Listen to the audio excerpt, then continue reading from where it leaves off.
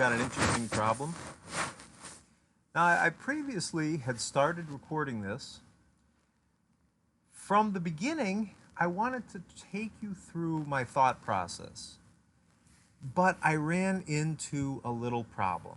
And I think as I talk about the problem, it'll help you understand what sort of things you have to look up when you're solving these problems and how to deal with the fact that you won't remember everything immediately. Okay, so this problem is level 7. It's pretty easy, but still obviously getting more challenging than level 8. So we see Robinson Crusoe decides to explore his isle. On a sheet of paper, he plans the following process. His hut has coordinates at the origin, all right? X, Y, 0, 0. From that origin, he walks a given distance d on a line that has a given angle with the x-axis. He gets to a point y. Now, my first thought was the Pythagorean theorem. So I'm thinking they're right angles. This is going to be helpful. And then I started to think, well, no, this probably is going to involve trigonometry. Okay, so one thing that everybody remembers from trigonometry, sa, ka, toa, right? This is just common knowledge, I would say. If you've taken trigonometry, you should remember that. So far, so good. It doesn't seem that impossible. And basically, as the problem goes through, the distance is going to keep getting bigger with dist multiply, dist mult. The angle is going to keep getting bigger with ang mult. So he's going to make his way through the adventure, all right? So we have to think this is going to be the adjacent. Adjacent is going to be x. The opposite is going to be y, okay? So if we look here in my calculations, because I did just solve this problem, we see the sine is going to be involving the opposite over the hypotenuse. We know the angle. We know the hypotenuse. We know the distance. So we just have to take math.sine of the angle, multiply that by the hypotenuse. All right, some basic algebra will get us to that position. So what was the problem? What forced me to stop this video and look some things up?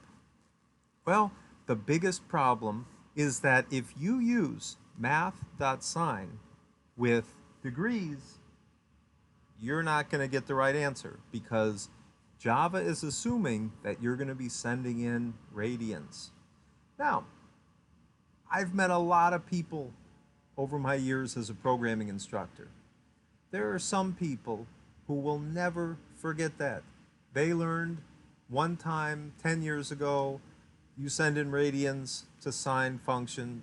They're not forgetting it. They're going to remember math.sine. You are sending in radians. Me, I forgot. I had to look it up. You see I have Wolfram Alpha open.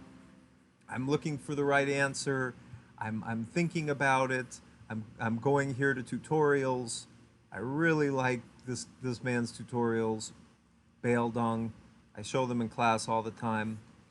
We see here he talks about, by default, the Java math library expects values to its trigonometric functions to be in radians.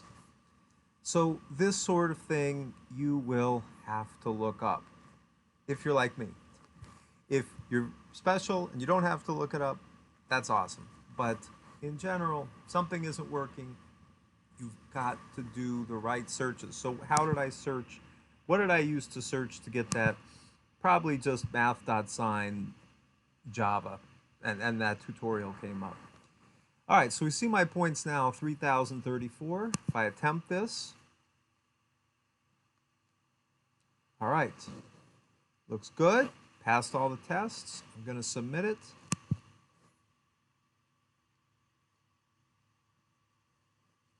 Now, let's see my solution versus some of the other solutions.